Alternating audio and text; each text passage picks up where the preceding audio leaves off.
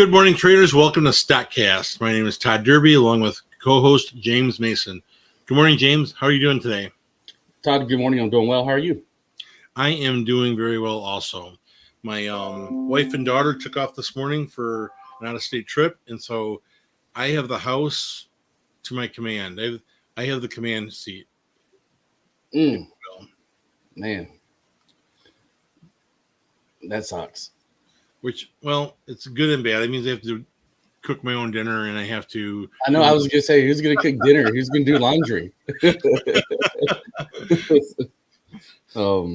Man, you bring that up. The times that Maggie and I would be like separated, like in stateside at least, like not like separated in our marriage, people. I guess I could use a different word, but like separated, like physically, when our careers would just take us wherever. Well, for example, like when she was in the military and she'd have training, after like a week of being at home, just me and Zoe, this is before Alana, obviously. Man, the house would just get so trashed. And then we'd have to pop smoke and leave. And we'd just go to whatever hotel Maggie was at and stay there until it was time for her to come home. It is bad. Zoe would be ready to leave. Zoe would be like, yeah, forget this shit, man. So, yeah. I have my son still here, so if need be, I can just tell him to do something. Oh, okay. Well, see, there you go. You have good company. See, I just had y'all. That's why. Yeah. If you remember back in the day, when I would talk a lot of crap online, it's just because I had nothing else to do. All right. So, anyways, the Dow futures are currently sitting at 26, negative 26 points. S&P 500 is negative 3 points. So we are just teeter-totting right on that line. We have the FOMC meeting today. 2 o'clock. 2 o'clock. Okay. Eastern Standard Time? Yep. Excuse me. So FOMC today. Oh, hold on a second. Brian Lashford, thank you for the tip. See, this is for some. Oh, you already know, man. But you already know. But if you, they don't know. They think they know, but they don't. Think they don't know. We can't tell them today, but there's some significant. You got the best fucking developers, man. I have the best fucking developers. They should pull out a red pen, just circle today, and just note today and review down the road. How's that for a riddle? Yeah, exactly. All right. That's why I'm actually in a positive mood today. Like, man. Oh, I thought you're in a positive mood because POAI it was up 2.9% this morning. Oh. Nah. This is POAI could cure cancer, and this is bigger than that. Anyways, actually, that's a lie. Now I say that, I think about that. That is not true. That is not true. Yeah, curing cancer is definitely far more important. That was ignorant to say. Anyways, man, Todd made me forget what I was going to say now. We're talking about the market and the FOMC meeting at 2 o'clock today. Okay. So FOMC meeting today at 2 p.m. And really what the market is waiting to see is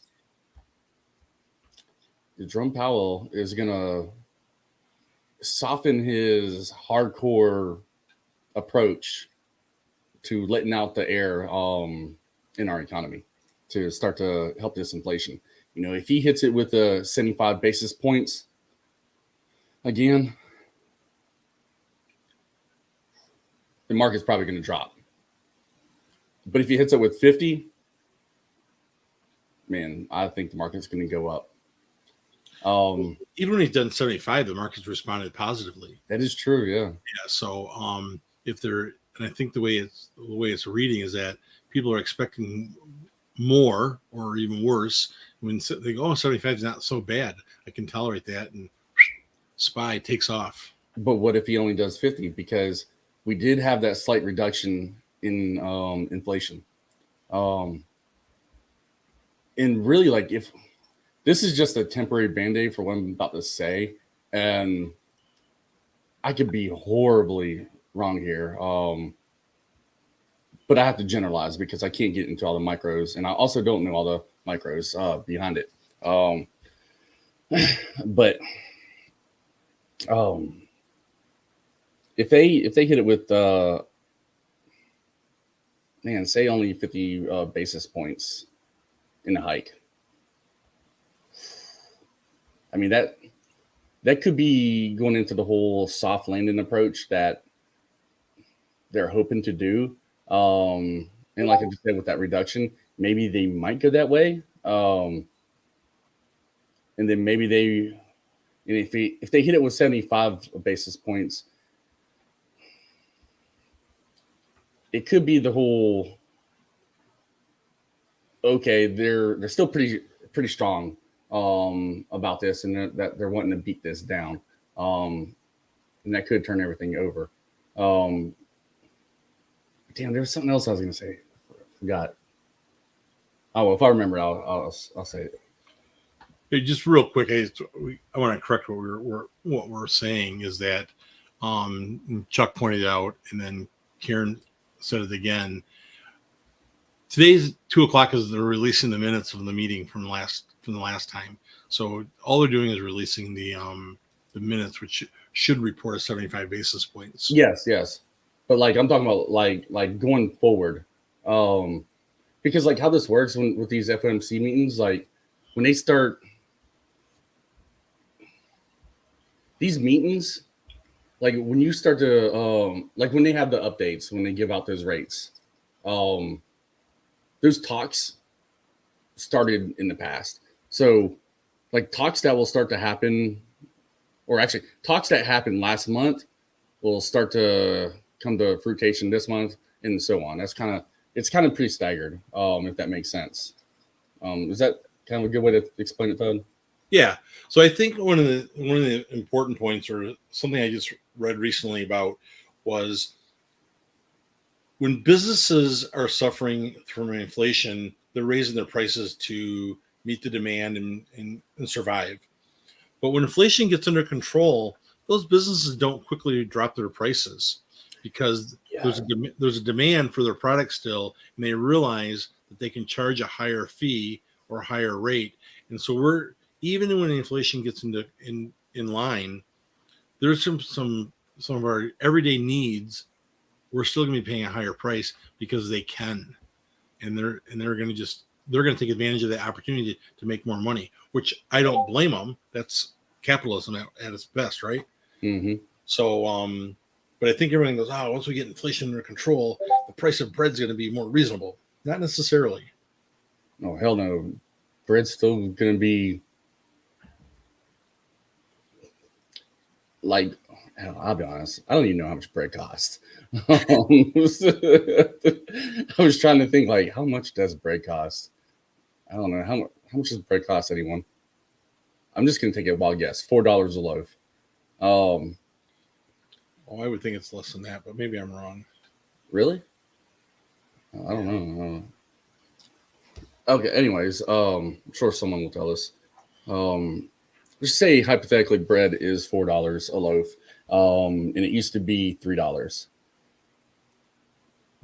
That shit's probably still gonna be $3.50 in the end. I mean, like, prices, as far as I know, for most things, don't really regress. I mean, it kind of wouldn't make sense to regress. Like, if they know that you'll pay $4 for a loaf of bread, I mean, yes, there is inflation, obviously, but when inflation, starts to recede, they know you'll pay $350 for that shit or $325, and they'll still keep squeezing you. I mean, it's just the way it works. But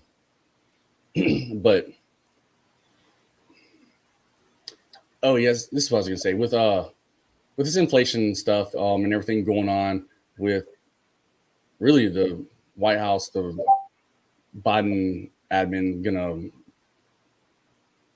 I don't want to put words in their mouth, but it's coming off that they're gonna lift tariffs on China. If that happens, there's going to be an influx of supply coming to the country within the next few months. Let's just say if that happened today, hypothetically. In the next few months, there'd be an influx of supply come in. It would ease the little edge on inflation. But there's actually a larger issue here that I don't think retail traders understand. And that is, do y'all remember when all of those cargo ships were sitting off the coast of California, Los Angeles, and they just sat there? It's not that I can't remember. I don't even know how long they sat there for. But a lot of that supply that was of whatever it may be, a lot of these products from overseas being from China, that's just now entering the economy. We just needed people to do whatever job that they do in the labor force to move that shit. So we have a supply and demand issue now. But that shit is already just now starting to make its way in the economy. And then if they lift tariffs and then that shit comes into our economy, we're going to have a whole lot more supply than we have demand in the future. Well, the question is, though, is that as those ships were sitting on the coast or in the water out there bouncing around like a bobber,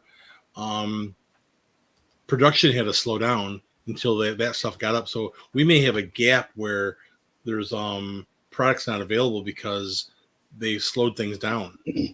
Well, I think we've already experienced that in some ways.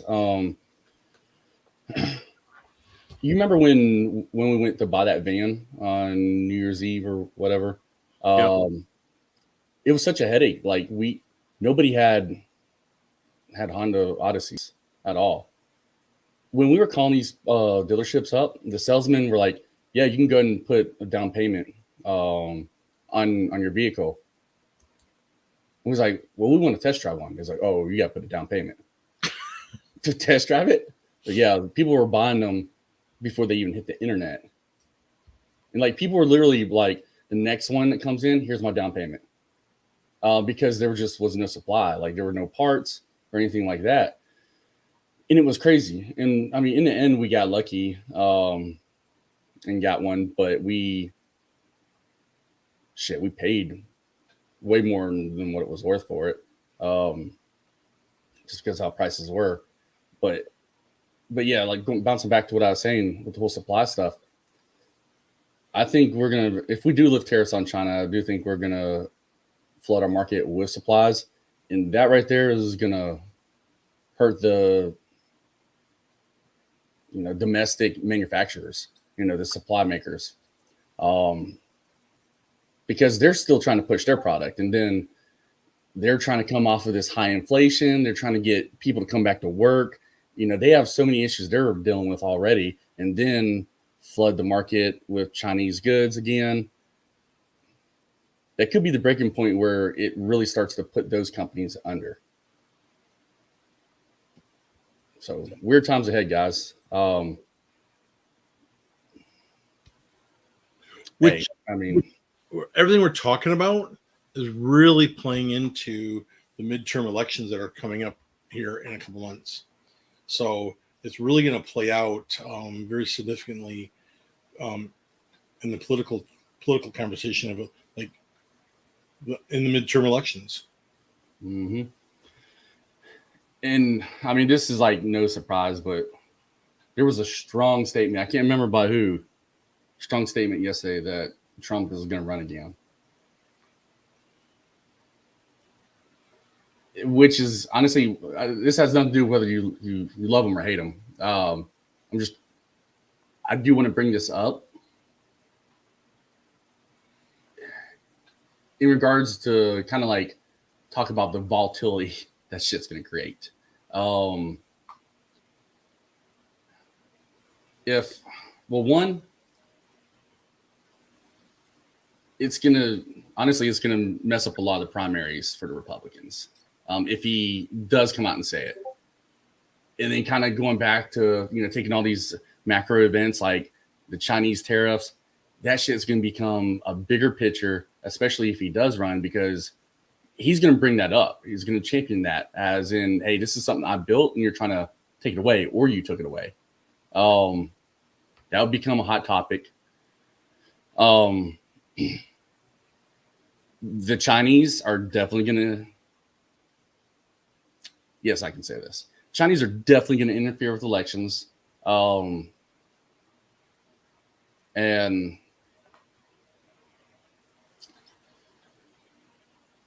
obviously that's going to influence the market and the economy. Trying to think how I really want to word this. Because I don't give a shit about offending people, but like, I'm not trying to offend people. I'm just trying to speak things that would be non-biased. Well, I'll say this as you're thinking about it. Trump is a joker in the game. It's like a deck of cards because it changes who's running and what position they're taking because they want to align themselves with Republicans, but there will be some that don't want to align themselves with Trump. And it's really kind of an all or nothing conversation. It's either you're with him or you're against him, and he makes it very, very clear. So it puts some people under pressure to make some tough decisions. Yeah. And it's weird. I think it's weird, like with Wall Street, because a lot of those guys truthfully don't like Trump. It goes, so he's not a likable person. Yeah. I mean, you guys know, okay, if you don't know how power works in the world, and this is a very simplified explanation, and you've seen this throughout your entire life. You may not have noticed it, but you have witnessed this. There's people who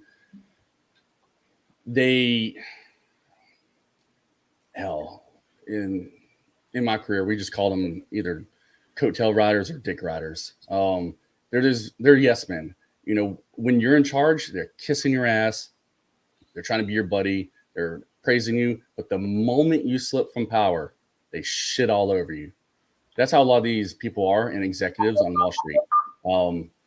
They kissed Trump's ass when he was in there, and now they shitted on him. So you're going to start to see things like that pop up. Because if Trump does go for election, he's going to talk trash to them. And it is going to have an impact on those stocks. Like, let's be honest. So while a lot of those top people on Wall Street dislike Trump, let's be honest, that Wall Street algo loves Trump on the bullish side. So you're talking about extreme volatility again. And I'll be honest, man, some of my hardest days trading were when Trump was in office and he was tweeting. Like, whether you love him or hate him, it was some of the hardest damn days of the trade. Because the shit he says, the words he uses. And he'll just casually mention a company where he's not supposed to. He'll just casually mention, oh, UPS, I love them. They're great people. And like, it just, UPS takes off. And the FedEx people are going, what the F are you doing? or Apple's a shit company, and they hire or they use children to build their shit, and then Apple will take a hit, And then he later on he'd be like, "Oh, I misspoke. I'm sorry." But so he was hard to deal with sometimes. So, but it's kind of like going back to the point here. Man, if that is true, if Trump does make it official, and again, we've all kind of speculated, but if he does make it official, there's going to be a big reaction in the stock market, I believe. The algo is going to whip something around, and who knows where that one's going to go. It's going to be like if you take a bottle rocket and break the stick off and light it up, that's how it's going to end up being. It's just going to go wild. For me, the big thing to watch is DeSantis, the Florida governor, is one of the leading candidates to run on the Republican side, and DeSantis and Trump are friends. They're both from Florida. It changes what DeSantis can do, or he's gonna have to deal with that relationship with Trump. It'll be interesting to watch this one play out. Mm-hmm. So we're gonna start to see a lot of policies that move the market be brought up, and it's gonna create volatility going into these elections. And I think everything is gonna come into play with like the Fed rates. All this shit's coordinated, in my opinion. And if I really wanted to prove it with the data from the eye, these people know when economic events are going to take place. So we're just going to stop right there. As for specific stocks today, I ain't watching anything specific. I'm just watching the general overall market. I need to see what these wells are going to do. And then I'm just wanting to see how the market reacts to when they drop those minutes. Like, even though it's the information we already know, but for whatever reason, the algos pick it up. Real quick, Adrian's asked the question: is POAI done for? No, Absolutely not. No, they're not. They pass out some more shares to board members and employees yesterday. They're just in a timeline that doesn't agree with our timeline, and it's taking way longer than we wanted, but they're not done for. I haven't sold a single share that I've had. I've already put all mine in a will for Ilana. Just kidding. So that's just kind of us talking about the overall market today. Some macro events that could transpire, and really just like some things to watch out for that could cause volatility in the market. So really, I'm trying to think. Oh, well, we only got 4 minutes. I'll just stop it right there. So, Todd, that's all I have for the moment. Do you have anything else? Good. All right, everybody. I appreciate y'all tuning in today. Just watch out. Today, for real, I think today is going to be that make or break day for the market. I think if it holds up, and let me share my chart just briefly with y'all. I think if it holds up here on this daily chart on the SPY, you see this. Let me turn up the volume. Okay. So looking at this daily chart, we can see these daily candlesticks, and we are just slightly above that one. Yesterday, we closed out. We might as well just say the same. We're at 382. But if we can stay above this white line, this 9 EMA, obviously we'll need to push over that middle Bollinger Band line. But this is going to, in my opinion, be the make or break day. Because if we get rejected off the bottom right here, or even and we have to watch out still, this thing could go up above this a little bit, and then at the end of the day, just get hammered and come back down. That's what we have to watch out for, guys. So that's why I'm not really looking at anything specific. I need to just stay focused on this because this will impact all of my other trades going forward, especially for how I plan. So we'll see if today is the make or break day. I feel like it is. If not today, it's going to be this week. With that being said, I appreciate y'all tuning in. Small position sizes, guys. I promise you you just make more money in the long run. Less stress. But all right, guys. Thank you for tuning in today, and we will catch y'all in the next one.